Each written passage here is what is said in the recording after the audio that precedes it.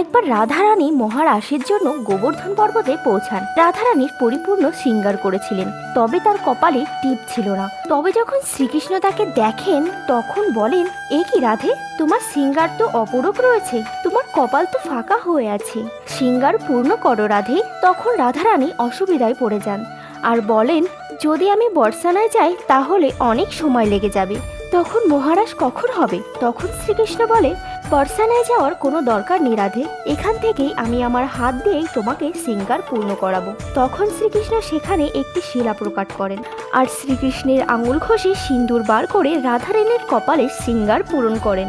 আর তারপরে শুরু হয় রাধা ও কৃষ্ণের মহারাস। আর এই শিলাই হলো সিন্দুরি শিলা, আজও গোবর্ধন পর্বতে উপস্থিতি রয়েছে। কথিত আছে সেখানে গিয়ে আঙুল ঘষে সিন্দুরি শিলা থেকে সিন্দুর পড়লে রাধা ও কৃষ্ণের আশীর্বাদ পাওয়া যায়। রাধে রাধে।